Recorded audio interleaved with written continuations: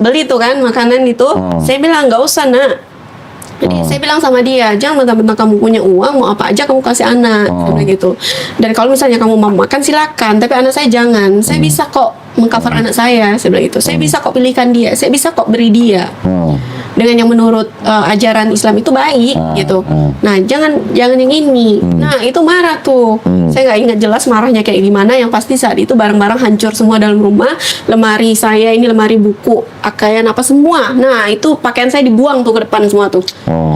Aduh, nyesek banget ya. Karena tuh kalau hanya cerita itu nggak terlalu menyakitkan, tapi karena saya mengalami itu rasanya sakit banget. Dan saat itu tuh saya butuh orang sebenarnya menolong saya. Karena udah tuh rumah udah kaca semua. Tuh rumah kaca semua hancur. Terus anak saya juga, saya bilang sama yang jaga anak saya, bawa anak-anak jangan lihat ini, apapun yang terjadi pada diri saya, kalian jangan keluar kunci pintu. Apapun yang terjadi, biarkan saya yang merasakan, tapi anak-anak jangan lihat, jangan sampai kena juga. Tapi waktu itu anak saya udah kena biru, tangannya sama keteknya, kena lempar kursi.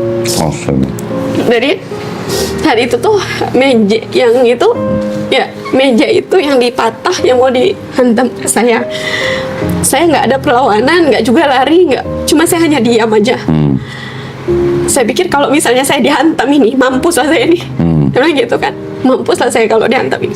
Tapi ternyata karena dia melihat saya diam, tidak ada perlawanan, dia hanya gini aja, nggak dihantam ke saya. Kalau mungkin saya ada perlawanan kata-kata saja, mungkin dia akan hantam saya pakai itu. Jadi saya diam, terus dia ternyata nggak jadi untuk itu, tuh langsung dilempar oleh dia. Dan saat itu saya butuh orang yang nolong saya. Saya telepon, mohon maaf ya, ipar-ipar. Saya telepon kakaknya, abangnya. Ini adikku kayak gini nih. Saya bahkan fotokan yang sudah terjadi dalam rumah. Ada yang datang saat itu. Nggak ada yang datang, nggak ada yang ibaratnya tuh kasihlah nasihat nih. Kami ini bukan binatang loh. Kamu ngambil saya baik-baik. Saya ini kamu jadikan pasangan, bukan dijadikan begini. Dan kalaupun misalnya kamu mau marah, mau pukul, mau apa, tolong jangan lihatkan ke anak saya. Karena boleh jadi nanti anak saya tidak akan menghargai saya karena perlakuan dari ayahnya. Kayak gitu. Dan saya ini seorang ibu yang melahirkan anak-anak kamu loh. Tapi dengan kata-kata yang tidak sewajarnya kamu ucapkan, anak saya mendengar. Dengan perlakuan yang tidak seharusnya kamu lakukan, anak saya melihat. Saya ke depan, itu orang lewat-lewat aja pakai motor. Seperti tidak melihat apa-apa. Padahal pakaian saya udah bertaburan di depan di jalan itu. Nggak ada yang lihat. Ya Allah, kok gini banget sih Allah membela agamamu gitu. Kok mereka nggak ada yang nolong aku ya? Kok mereka nggak ada yang lihatnya? Tapi itulah cara Allah. Ternyata Allah itu tidak mengizinkan mereka melihat atau tidak mengizinkan mereka menolong saya, karena Allah yang akan langsung menolong saya. Masya Allah. Gitu. Saya telepon bapak saya, Pak, saya mau pulang. Kenapa? Kata bapak saya mau pulang, saya diusir. Ya, bapak saya suruh adik saya jemput. Adik saya jemput waktu itu ke Panti. Dari mana? Dari kampung. Berapa jauh itu? Kurang lebih 3 jaman. Oh, 3 jam. Nah, jadi datang jemput saya, terus kami pulang. Saya pikir bapak saya juga bisa menerima saya dengan baik. Orang tua tetaplah orang tua. Cuman mungkin penyampaiannya aja kemarin kurang pas. Karena saking peduli atau saking sayangnya dia. Jadi bahasa bapak tuh kayak gini. Saya kira saya tidak peduli kamu mau apa, mau mati ya mau apa, itu saya nggak peduli. Tapi yang saya pikirkan itu adalah anak-anak kamu. Setidaknya kamu pulang tuh bawa mobil 1, kata bapak. Karena ada beberapa mobil kita kemarin, kita ada truk waktu itu, masih ada 4, kita masih ada 6 mobil waktu itu. Ada 2 mobil juga pribadi gitu. Dan itu saya nggak bawa satupun. Karena kan dibilang boleh saya keluar dari rumah, tapi tidak boleh membawa satu benda pun dari situ. Boleh bawa anak. Menurut saya ya udah, yang penting anak-anak sama saya. Jadi Lisa pulang ke rumah orang tua bawa keempat-empat anaknya. Bawa 4 anak. Terus di situ saya bertahan selama 2 minggu di rumah, tapi keadaan rumah itu tidak nyaman.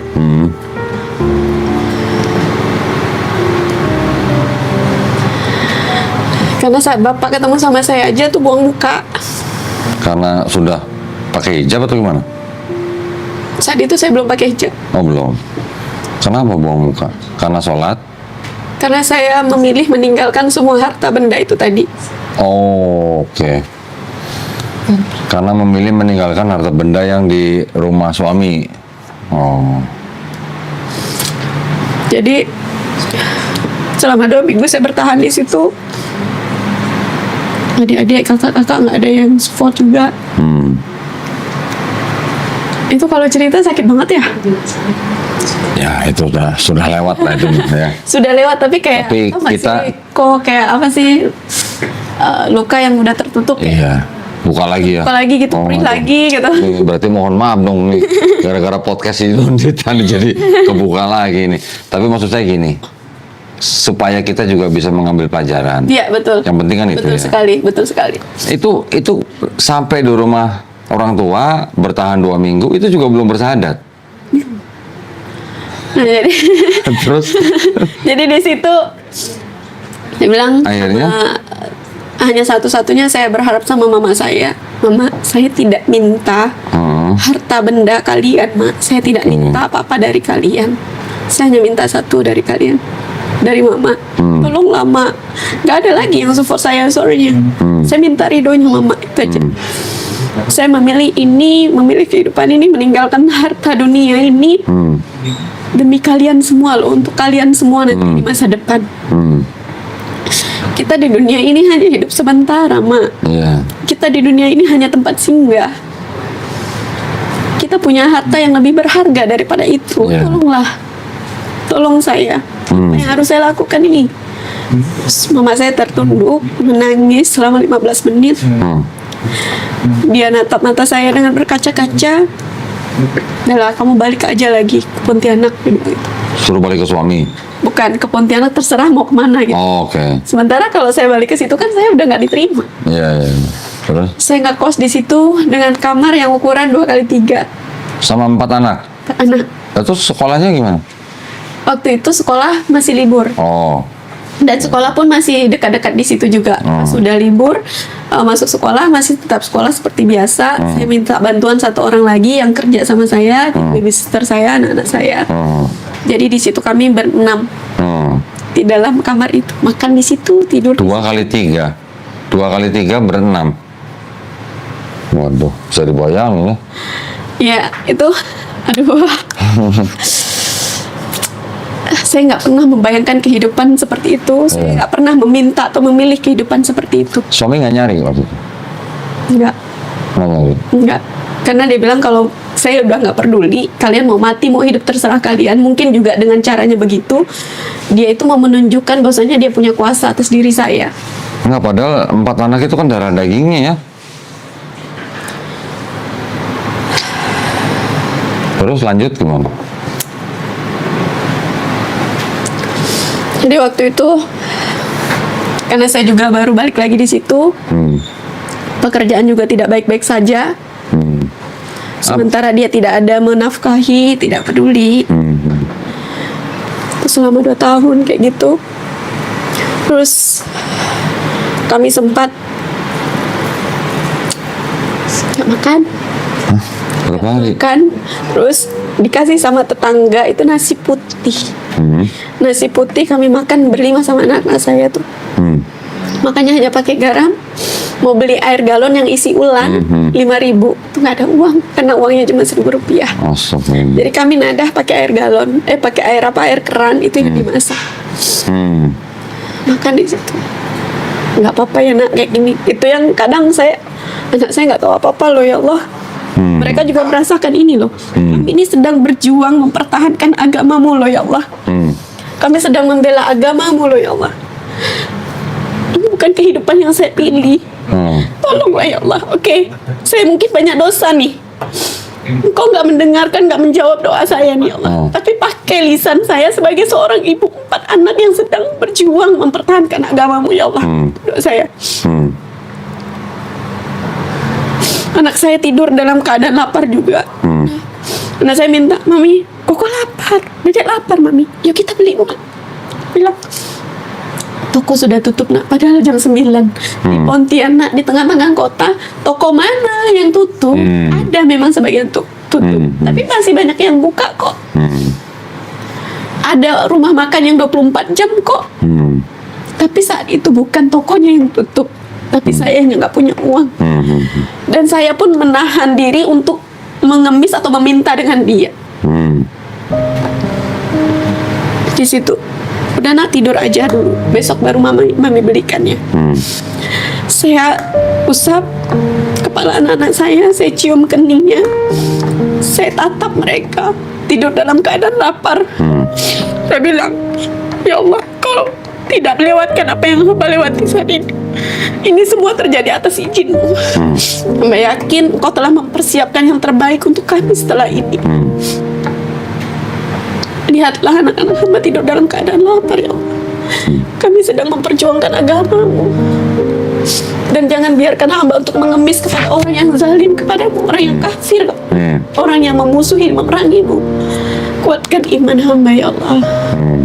Doa saya tidur, habis itu saya tidur, saya minta kepada Allah, saya besok itu pasti ada kabar gembira dari Allah. Saya yakinkan dengan diri saya, karena Allah itu sesuai dengan prasangka hamba-Nya kan. Saya tidur dalam keadaan, anak-anak tidur dalam keadaan lapar, saya tidur dalam keadaan yang menangis, karena sudah lelah. Saya tidak lelah fisik, tapi lelah hati. Iya, pasti lah. Saya tidur, dan masya Allah, tabarakallah, Allah memang janji Allah itu benar. Kita bersabar, maka Allah akan berikan lebih dari yang pada yang kita butuh. Waktu itu saya properti masih. Saya telepon, ada orang yang nanya iklan saya ternyata dilihat. Saya telepon orang itu, orangnya tidak ada di Kalimantan, orangnya ada di Singapura dan juga di Bandung. Saya telepon hanya kurang dari 30 menit langsung transaksi, komisi saya masuk saat itu. Masya Allah. Hari itu juga, besoknya itu ya berarti? Besoknya setelah saya kelaparan itu jam 9 pagi. Masya Allah, Alhamdulillah. Langsung. Jadi saya bilang, ini ya Allah, ini janji Engkau benar ya Allah. Saya bilang, ini bukan saya yang hebat, ini Allah yang hebat, karena melihat apa yang telah saya lakukan. Loh, tapi gini, sebentar, saya tuh masih penasaran. Waktu itu sudah bersahadat atau belum? Belum. Lah kenapa sih? Nungguin apa sih sebenarnya sih? Kan nggak tahu. Astagfirullahaladzim. Nggak tahu harus bagaimana gitu kalau masuk Islam pokoknya gitu. di dalam, kan di Al-Quran itu kalau kita sudah meyakini itu, kita udah Islam aja gitu. Berarti udah nih gitu. Astagfirullahaladzim. Terus ini Nah, itu kan, ini berdoanya udah begini tapi belum bersahadat. ternyata ya sebenarnya itu ya. sebenarnya secara pribadi sudah bersahadat. Karena kan kita selalu membaca Iya, itu kan. Nah, iya. tapi ternyata itu syahadat itu diharuskan karena kita harus ada 2 saksi tanpa paksaan dan lain sebagainya. Bukan, enggak gini. Bersahadat sebenarnya tidak harus ada saksi. Oh, baik, oke. Kalau di hutan mau masuk Islam mau nyari saksi siapa? Saksi monyet. Aduh. Ya, tetapi kalau ada saksi itu Udah lebih. kesini. Iya ya, kok belum syahadat kemarin udah yakin banget ya. Nah, iya kan kalau orang istilahnya beriman, ya dia mau bersahadat. Ya dia cukup bersahadat atas diri sendiri aja, maksudnya cukup dengan diri sendiri. Iya betul, itu yang saya yakinin kok. Tapi kalau ada saksi lebih baik. Izin kalau sambil Ya. boleh.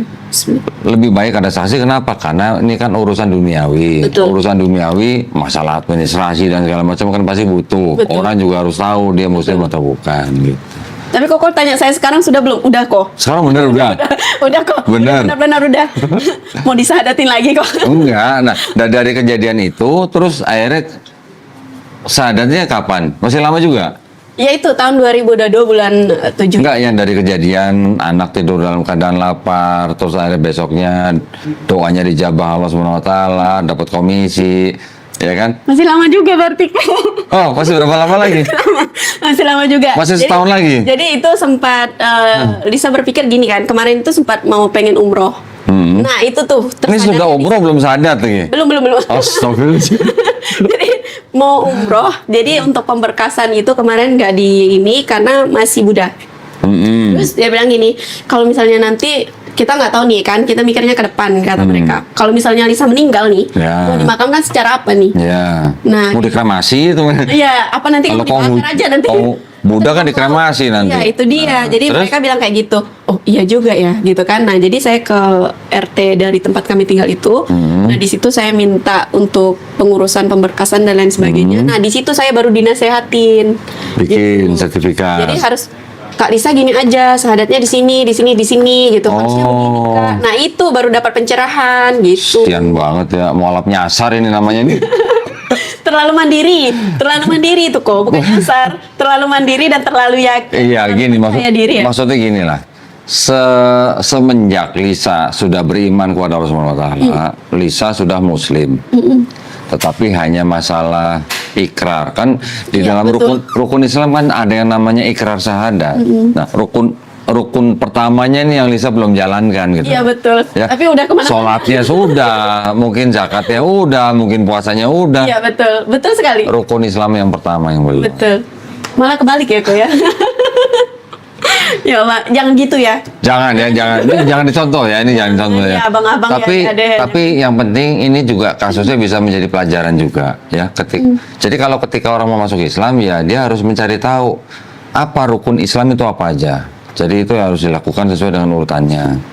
Terus akhirnya waktu itu setelah dikasih tahu PRT, Iya ya, saya baru mikir juga ya kemarin teman-teman yang ngajak ikut kajian, ngajak kasidah kok nggak ngingetin ke situ ya.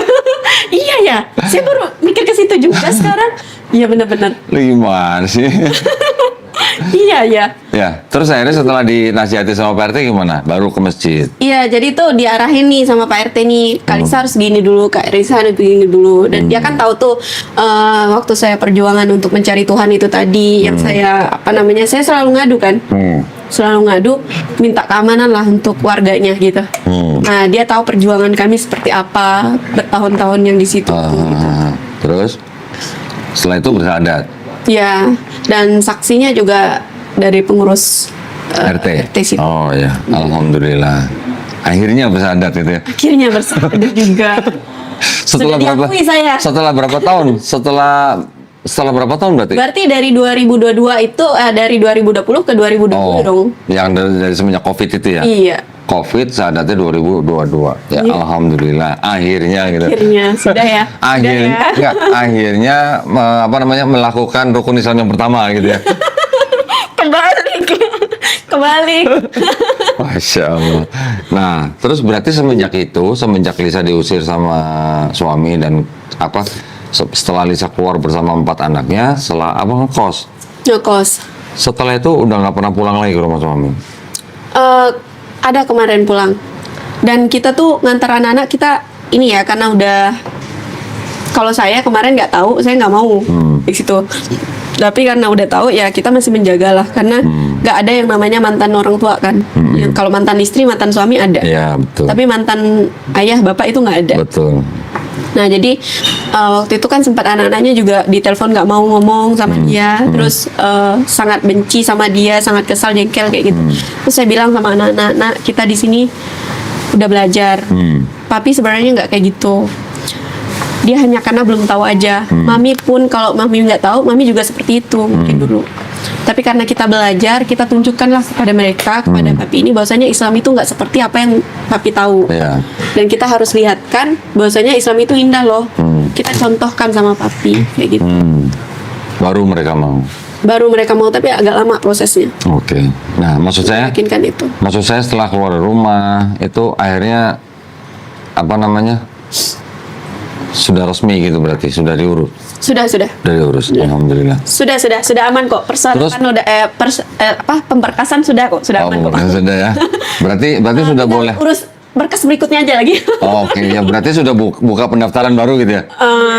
Hah? Gitu kali ya. Oh gitu kali. Oh, pakai begitu kali ya. Ya, serahin aja ke Allah ya gitu ya.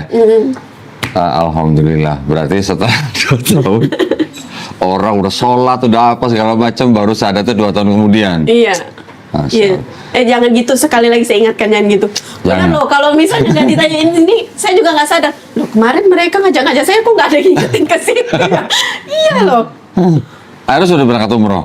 Belum. Oh belum, ini lagi proses atau gimana? Sekarang uangnya udah ada dah. Oh gitu. Bismillah, bukan tak ada Bismillah. ya. Bukan tak ada lagi. Belum datang. Lagi disiapkan sama Allah. Iya betul. Usahanya apa jadi sekarang? Usaha atau kerja? Kerja. Kita berbisnis kemitraan. Oh bisnis berarti, usaha berarti. Iya. Apa? Produk apa? Hijab itu. Produk kecantikan, kesehatan juga, terus ada kebutuhan rumahan, home care gitu. Nah, juga ada pupuk peternakan dan pertanian juga, Oh. seperti itu. Oh banyak ya? Iya, banyak. Wih, punya pabrik udah sekarang? Bukan pabrik saya. Oh, bukan. Bismillah lah ya. Pabrik iya, insya Allah ya, didoain ya. Iya. Artinya itu bisnis ini apa? Kayak semacam keagenan atau bagaimana? Kemitraan. Kemitraan, menjualkan barang gitu. Iya, Oh, oke. seperti itu. Base-nya di Kita Pontianak? sebagai pengiklan lah ya berarti ya. Pengiklan ya. Sebagai pengiklan. Enggak, maksudnya base-nya di mana-mana, online Bandung. atau? Kalau kita kantor pusatnya di Bandung, tapi untuk bisnis ini bisa dikerjakan dimanapun. Gitu. Jadi memang cocok sih bisnis ini. untuk Jangan-jangan saya dikerjakan. tahu nih bosnya dia nih. Siapa? Mas Febri bukan? Betul. Wah, Betul sekali. Masya Allah. Nah, memang ini keren banget kan Dunia bisnisnya kan? sempit ya? Iya, Iya, keren betul. banget kan bisnisnya kan? Betul, Itu bisnisnya keren banget karena memang cocok banget dilakukan untuk ibu-ibu yang seperti saya. Ya. Ini sangat membantu perekonomian saya nih teman-teman. Kapan saja bisa dilakukan. Kapan saja bisa dilakukan hanya by phone aja. Udah pernah ke rumahnya belum? Udah, Udah. udah. Dan sebenarnya kami kesini tuh mau sama Mas Dimas Pasyah tahu? Nggak tahu, siapa ya? Nggak tahu. Oh nggak tahu ya. Nggak tahu. Sebenarnya mau sama Mas Dimas itu orangnya Pak Haji Febrian dan beliau itu adalah manajer marketing dari BSI tadi. Oh, yang saya tahu kalau nggak salah Mas Ardi kalau nggak salah ya. Mas Ardi, Asistennya dia. Kalau oh, nggak itu salah. asistennya. Kalau ini manajer marketing di perusahaan. Ya. Terus? Jadi juga bisnis itu tuh menurut saya tuh untuk peluangnya keren banget ya. Iya, untuk iya. Bapak-bapak. Nggak begitu bilang pupuk tanaman saya langsung Iya, ingat iya. di Bandung. Gitu. Iya, untuk orang yang udah punya pekerjaan, udah punya Kemarin juga belum bisa lama, kerja. bulan lalu kalau nggak salah, Mas Febri itu beli buku saya, buku yang Bible Expose itu, 100 biji, Oh, 100 buku untuk dibagikan. untuk dibagikan ke santri-santri anak asuh dia. Keren ya, benar. Dia kalau nggak salah punya anak asuh berapa 300. kalau- Iya, betul sekali. Ya. Betul sekali. Oke. Insya Allah. Oh ini berarti yang bilang hari ini mau ke Bandung itu? Besok. Oh, besok ke Bandung. Hari ini, besok itu kita ada kegiatan SLC, Spiritual Leadership Camp. Nah, kebetulan Lisa di situ. Di PT BES itu? Iya, betul Oh, sekali. oke. Kebetulan di situ Lisa panitia. Jadi dari hari Kamis sampai hari Minggu. Kalau ketemu Mas Febri, ucapin ya salam saya, sampaikan ya. Siap. Ya. Dan Mudah-mudahan sehat terus Mas Febri. iya, betul. Alhamdulillah. Jadi ya sekarang sudah mendalami. Terus anaknya ceritanya masuk ke pesantren ini gimana ceritanya? Ya itu tadi pas berbagi puasa sunnah itu tadi. Nah, jadi dan saya kan suka membaca terjemahan Al-Qur'an itu tuh keras-keras ya. Oh. Nah, mereka suka Terus? kayak menarik banget menurut mereka. Oh. Nah, saya juga suka nonton waktu menonton yang film Kisah 25 Nabi itu. Karena tadi saya bilang terlalu tinggi bahasa Al-Qur'an dan juga saya nggak sampai gitu. Karena memang kan kalau kita pertama kali mengenal Al-Qur'an itu pasti berat ya rasanya ya. Nah, kayak gitu kan. Saya nontonnya tuh kartun. Oh kartun. Ya ringan-ringan aja. Jadi anak-anak kan suka kartun tuh. Nah, jadi saya nonton kartunnya. Oh, oke. Sama anak-anak pertamanya kayak Terus? gitu. Nah, jadi anak-anak tuh suka ikut-ikutan nonton kartunnya juga gitu. Nah, iya mami kok gini ya? Ini kenapa jadi maminya nonton kartun gitu? Kenapa bukan anaknya gitu ya? Iya. Terus? Jadi iya ya, agak lain ya. Terus? Nah, jadi di situ udah kita nonton kartun bareng-bareng sama anak-anak gitu. Nah, ternyata tuh ya itu cara Allah juga ya. Mami, ya. Jadi mereka bilang, oh iya ya, indah ya. Terus setiap saya ada kegiatan-kegiatan kayak gitu, mereka mau ikut. Nah, sampailah di rumah Quran itu, yang mana di situ mereka semuanya pakai syar'i, wanita-wanitanya itu kan, karena asrama putri kan. Pakai niqab, terus sambutannya tuh masya Allah, ya Umi, terima kasih ya Umi, kayak gitu. Umi silakan masuk Umi, anak saya suka. Oke. Terus? Nah, terus, ih mami kakaknya baik mami, kayak gitu. Karena kan, mohon maaf nih, kalau bukan di Islam atau di pondok pesantren nggak ada yang kayak gitu. Oke.